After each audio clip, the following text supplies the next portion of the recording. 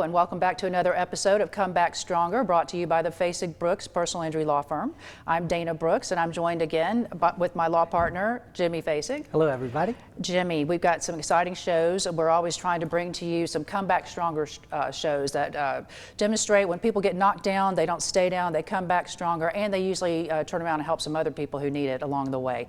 So we've got a couple of people we're going to be talking about today. The first is Dr. Willie Williams, and you know Dr. Williams. Tell us about that. I do know Dr. Williams. In fact, Dr. Williams and I had the opportunity to march recently on the south side of Tallahassee, and it was a march that was all about unity, about bringing people together. And so while we were there, we stood next to each other as we were marching, and we were telling each other stories. And one of the things I love about Dr. Williams is that he is extremely passionate about what he does. Yeah. And it's fascinating when you see Dr. Williams in a few minutes, you're going to see that he looks like, you know, looks like a real upstanding citizen, somebody who's never been in trouble in his life. But you're going to see that he has his own comeback story that is inspirational, and what I love about every comeback story is when the person comes back, then they use the lessons that they learned in coming back and helping the rest of society to try to make this world a better place. And that's exactly what Dr. Williams is doing. Dr. Williams does that, and he walks his talk every single day. He is a program director for PACE Center for Girls, and they provide a number of services for middle and high school age girls who are struggling with the conventional educational system. So they offer alternative education. They offer, I believe they do some casework, some counseling, that sort of thing. And I imagine they probably help them with mental health issues and probably job training and that sort of thing, and deciding whether they want to enter the workforce or go on and continue their education. So Dana, you are particularly passionate. The PACE Center for Girls is kind of close to your heart because you're passionate about helping young women and helping women in general. So tell us about that. And we've partnered with them a few times. I don't know if you went out to the center with me or if it was Kerry or Kimmy, our law partners, but my mission, you know, you're always big on everybody needs to find their mission. My mission is to promote and protect women and girls. There's a million great things you could spend your time and energy on, but that's my passion, and that's where I direct my efforts. So PACE has a special place in my heart because I know what it means to intervene early, and you can change the trajectory of any person no matter what their challenges are. And then we're going to have our second interview, and that is with Jamie Harley. And she's very special to our law partner, Kerry, Rohn. Kerry talks about her all the time. What do you remember about what Kerry shares with her? Well, what I love about Jamie is still right in the middle of her comeback story. Yeah. But she has taken the strength from Jamie unfortunately was diagnosed with cancer, and she ended up having a double mastectomy, and she has taken the strength from inside of her to really support and promote and empower and uplift other people. And so you're going to see that story, which we're really excited about too. And she uses that energy that she's putting out, encouraging other people. She's getting it back, and that's what's helping her in this journey and in her fight for her best health. So it comes full circle. It is. It's an energy cycle. You always say that. But we're going to get right on those interviews in just a second with our law partner, Kerry Rohn, and we'll be back right after this. We're giving you a game plan on how you can take back control of your life to not just get back to where you were before you started, but also to come back stronger. This is a tragedy in your life, it's an accident, or it's a loss that you never expected to suffer. But every tragedy carries with it the seed of an equal opportunity. And so our job is to guide our clients to take advantage of that opportunity. And that is the most fulfilling thing that I do in my job. When I give my client that settlement check at the end of the day, if they can walk out of there feeling like they are the hero of their own story and they're proud of themselves because they did what I asked them to do, they took my guidance and they ended up with seeing that light at the end of the tunnel and actually reaching that light, that's what it's all about. And we're back. Now we're going to listen to our law partner Kerry Rohn's interview with Dr. Willie Williams of the PACE Center for Girls. Thank you so much for being here with us today. Would you mind introducing yourself and kind of telling us what you do? Yes, I am Dr. Willie Williams. I'm the program director at PACE Center for Girls here in Leon County. What does PACE Center for Girls do? So PACE Center for Girls provides a comprehensive set of services. They provide academics to girls that are middle and high school, and then they also provide case management services as well as mental health services. What kind of girls go to PACE? I mean, it can be such a large variety of girls that go there. There we do cover middle and high school, but most of the time there are girls that have come from some kind of troubled past. They're coming to PACE because they have risk factors that may exist for them. Things such as maybe some issues in school, academic underachievement. They may have had some abuses in their past or at home in their home environments, neglect in the home environments. And a lot of time when we look at the abuses, we're looking at things such as mental abuse, sexual abuse, and verbal abuse that may have taken place as well. That's terrible. How do girls find PACE? So it's quite easy to define PACE nowadays. A lot of times the schools will refer them to the center itself. Sometimes we have parents that refer the students there, parents that may have attended PACE and are aware of the services that we provide there, refer them. And then we have students that may refer themselves there. And every now and then we may get Department of Juvenile Justice may refer a student to PACE as well. So there are different ways that students come to us for the services. And then what kind of services do you provide for girls that have been in an abusive situation or maybe underachieving or underperforming at school? So when a student comes to PACE, they start on our 90-day program where we basically link them with a counselor. And that counselor is who assists them along the way while they're at PACE. They enroll in our Growth and Change program where we're kind of monitoring their growth process. And it's just not just about academics. Of course, our students transition in class, 6 class periods like regular students. But the difference is we have a counselor that is there to kind of help them maneuver and navigate some of the issues they may be confronted with that they've had outside of PACE itself in the home environment and in their community. That sounds like an amazing program. I'm so glad that you're sharing it with us. I hope a lot of people get to see and get to know about PACE. So obviously you're a guy. Yes. And it's a PACE Center for Girls. Yes. So how did a guy come to run an organization for girls? So it was very interesting. So I have a long, extensive background in working with youth and specifically at-risk youth, with nowadays we term at-promise youth. As a youth growing up, I was a military dependent. My stepfather was 25 years military. I had little to no contact with my biological father, and that's kind of what led to a lot of the issues I had in school. Everything from suspensions to expulsions to even at one point at 16 being barred from a military base. Wow. It was a mentor that kind of helped me to guide and find my way through life. And from going from suspensions to a PhD is kind of my story that I tell people. Yes. Yeah. And so it was no easy feat. It took a lot of people to pour into me in order for me to find my way. And so in becoming the program director at PACE, that is something that I found that I do now, is I had to find a way to kind of pour into others what was poured into me, and you're definitely given that opportunity at PACE. That's awesome. So what's one of the more profound things that one of your mentors when you were young poured into you to kind of help you see the light and find your way? So it's kind of like the services that's at PACE. Somebody sat down with me and pretty much told me, look, you have certain paths that you can choose to go in life. And with these paths, you have to make the decision. And will that decision be straightforward? Will you still have issues and hangups? Of course, but you have to stay that path. And those are some of the same options that we are able to give the girls here at PACE. Somebody sits down with them and lets them know, look, there are certain paths that you can take that'll take you to a better place, that'll help your trajectory along in life. And that is just one of the overall services that come with students that come in PACE, is having access to people who care. Right. And it's not easy, right? Nothing that's worth doing is ever easy. It's always hard. So you guys tell that to them and explain to them kind of, it's going to be hard, but you're going to make it. Like, look at you and look at me, and you know, you've been through hard things and you've made it. Right.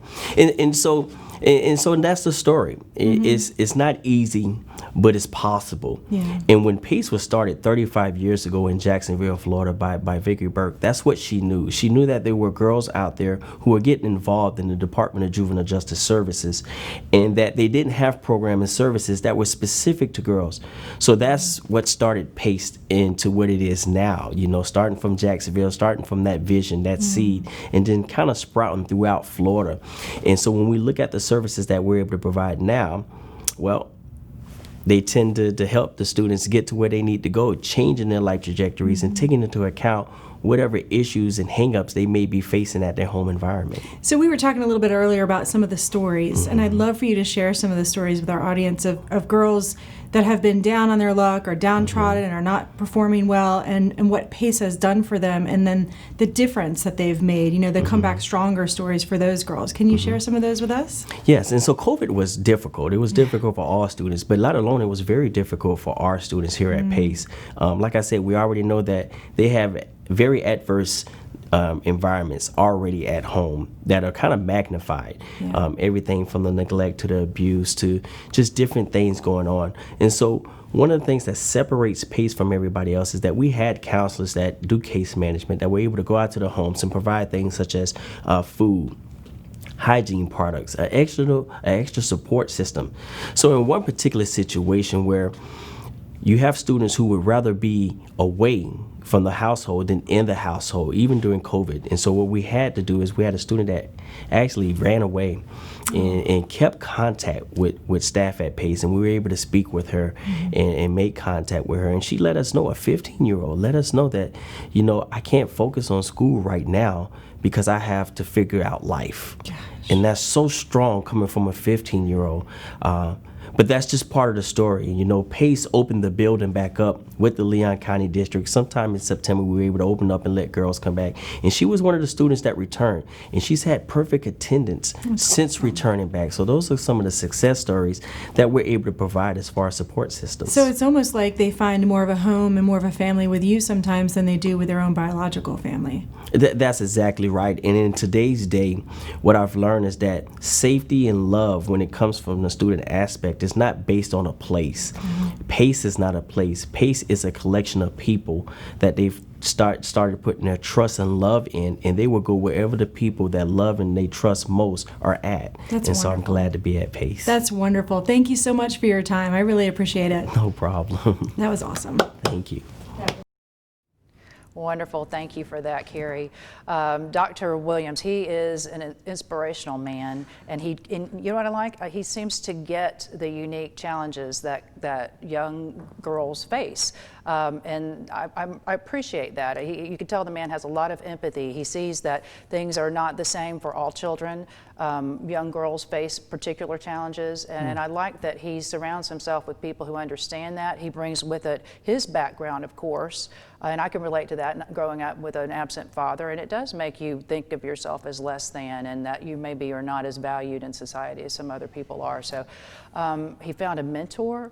I just loved it. Jimmy, what were your takeaways? Well, my big takeaway from this is, the big one was, this happens to so many comeback stories, and that's why I always encourage people to be mentors, or to give some attention to somebody that they know is going through something, because almost every comeback story, there's somebody that reached out, or somebody that gave some guidance or showed some kindness. A lot of times it's a police officer. A lot of times it is. And in our law enforcement, they're getting a bad rap right now. Yeah. It's always, the bad apples that get the attention, and a lot of people do think we need to rethink how law enforcement goes. Make it less of a punitive force in our community and more of a community building resource type thing.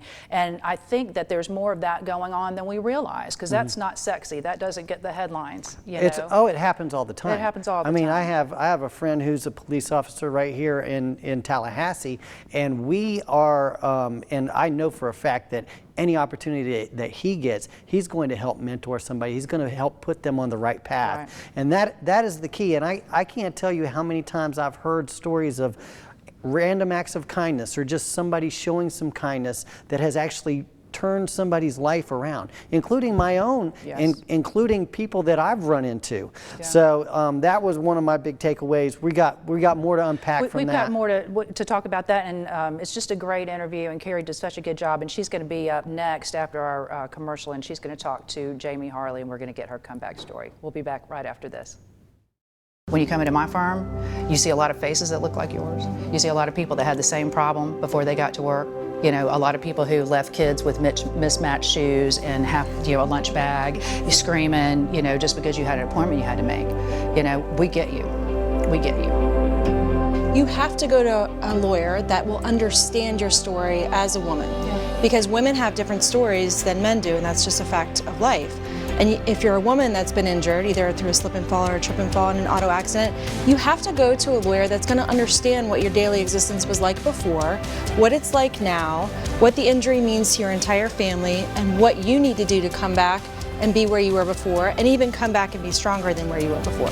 They just need to have the courage to pick up the phone, because we are going to take the burden of this accident or you being hurt off of your shoulders. We're going to put it on our shoulders. Right. So you don't have to worry about it. Exactly. You can worry about everything else in your life, but not this accident. We're going to worry about that for you.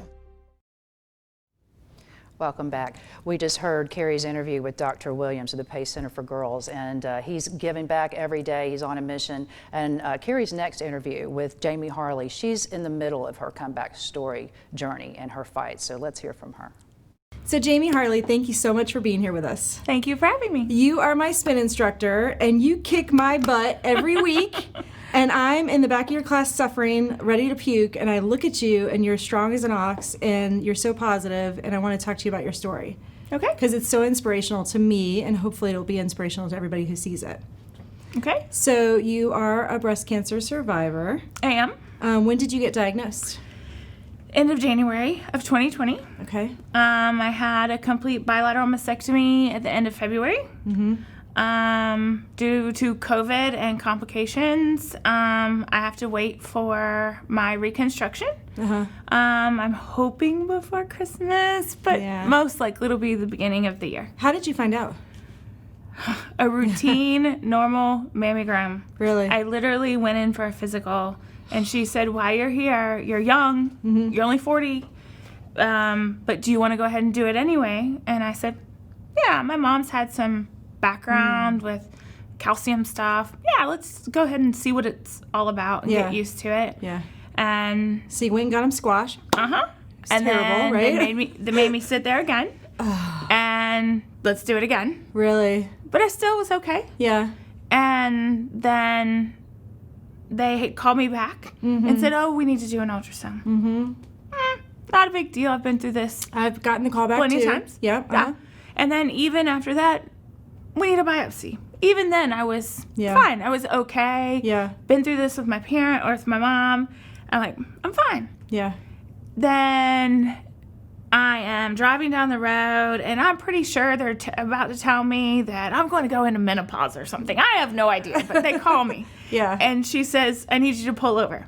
And I'm picking up my youngest son from school, and I'm like, yeah. I'm Everything's fine. I got this. Whatever. Yeah. Whatever you have to tell me. Just let's go. Yeah. Let's go. And she was like, "You have breast cancer." And I'm like, "Say what? Let me pull over." Yeah. And then from there, it was just a whirlwind of tests and other tests on the other side. And you went through your double mastectomy fast. Mm-hmm. So what type of cancer do you have? What type of breast cancer? DCIS. So I was very fortunate, very, very fortunate. I chose the double mastectomy to not do radiation, to not do chemo. Yeah. But I made the decision very, very quickly and to have it done quickly. I think that's smart. Right? I agree with you. I do. Everybody out there, though, it's their own decision. Yeah. And what they want to do. The process that I took, the journey that I took, is a lot harder emotionally than choosing to do things a different route. But breast cancer hits everybody so differently. But it was also the easiest way to get me back in the spin room. Yeah. And get me back to my design, my commercial design, and get me back into the office. I was back to work, not in my spin side, not the gym side, but my actual work with commercial real estate design in a week and a half. Wow. Where if I'd done something else, it would be different. So this might get a little personal, and I apologize, but tell me about the emotional journey that you've been through with respect to making the decision to do the double mastectomy and then afterwards. What was that journey like, and how did you find the strength to kind of see the light and pull yourself out of it into the positive person that you are? That's very loaded. Okay, so the mastectomy was actually the easy part. Yeah. It seems like the hardest part at the time. Yeah. But I got it, get it out, get it done, let's go. That's my personality. It sure is, let's go. And, but afterwards, and I think you can hear it because you take my class. Yeah. You can hear it in the music that I play, the things that I play. Like, the after effects, the toll that it takes on your body, you don't realize. And people are there to support you all the time, but they forget about 6 months later, 5 months later, 8 months later. Whoa, she's still dealing with this. I mean, it's the emotional toll is definitely the hardest for a breast cancer or any cancer survivor, that matter. Anybody that's trying to pick up the pieces, because I look okay. Yeah. I sound okay. I'm working, I'm teaching, I'm doing everything that I always do, but they don't see the inside. They don't see, after you take a shower and the deformities and what a body looks like forever. So I would say the emotional part, to answer your question, afterwards, 6-8 months later, is probably the hardest part. What are you doing to get past that? I know you're continuing to work and you have the boys and you have a couple different jobs between the gym and your real job. So besides all that busy work and all those balls in the air, what are you doing for your own self-care? Because my self-care is coming to your class at the gym, to the spin class. What is your self-care? To teach. Yeah. Absolutely, 100%. To kick my butt. I was asked to kick my butt. I have to teach. If I'm not teaching, I'm not thriving. If I'm not selling, I'm not thriving. So for me to get out there every day and to sell to my clients and be that person, and to be that person to you, to say, I'm going to kick your butt today, and you're going to come up to me afterwards and say thank you, then I don't think about it. Then it helps me get out of my skin and say, I'm going to be okay. That's what's so inspirational about you, is that I'm suffering in the back of your class, and I'm healthy, and you are kicking my butt from the front of the class, and you've just had a double mastectomy, and you still haven't had reconstruction yet. So I look at you, and I'm like, if she can do it, I can do it. If she believes in me, I've got to believe in me. And that's one of the things I love about you. It's so inspirational.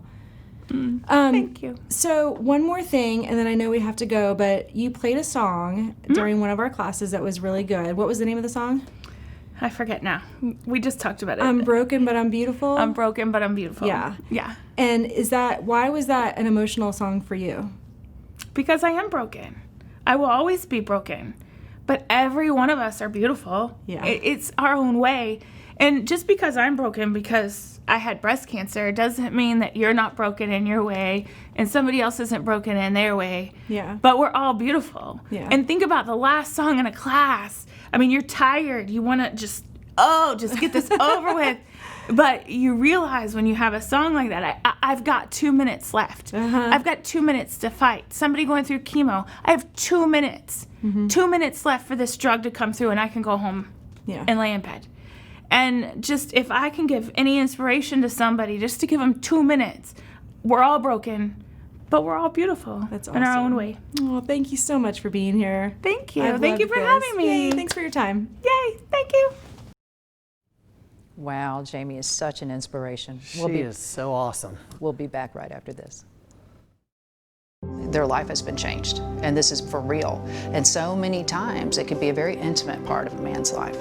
You know, something that they don't even want anyone to know they're experiencing, much less do they want to share how it's affecting them.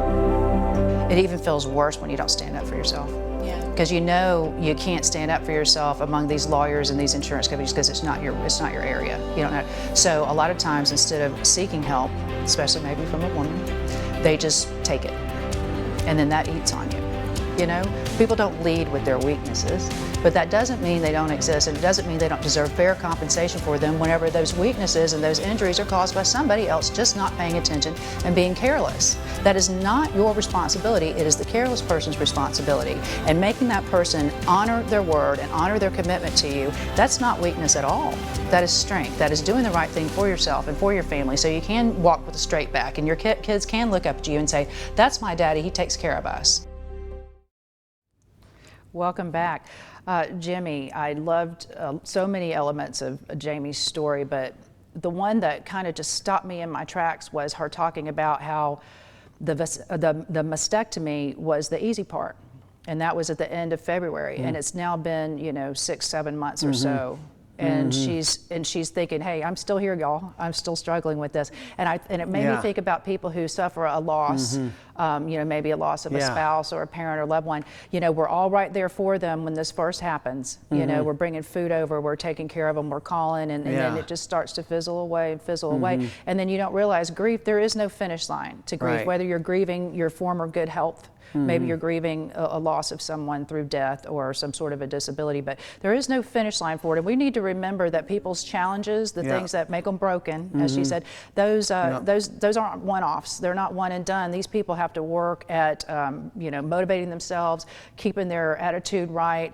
And I love that what she's decided to do was to help herself. She helps other people, and through providing and making health and fitness so important. What were your thoughts on that? Was my big takeaway. Yeah. My big takeaway was what my best friend in the whole world, Bert Pope, likes to say this, is if you're feeling down, if you're feeling depressed about your life, about yourself, do something kind for somebody else. It works every single time. Uplift somebody else. That is such a wise thing to say and a wise thing to do, and that's exactly what she does in that spin class, because she's in there pushing people hard as she can, uplifting people, telling people, look, even if you're broken, you're beautiful, and she's playing nice music like that. That's what she's all about. That's how she makes herself feel good, and that to me is a huge takeaway.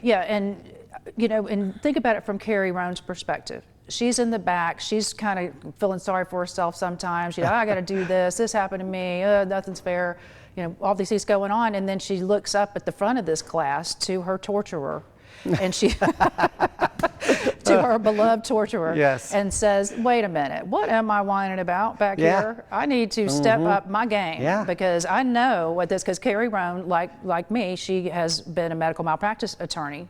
And unfortunately, misdiagnosed breast cancer is not an uncommon thing that she and I have dealt with. So we know a lot of people who've struggled this just because of our vocations. So whenever Kerry Rohn is in the back and she sees this woman up front just leaving her in the dust, she knows, hey, step up my game. So sometimes you may not think you're helping people when you share your struggles, but you're helping them more than you think.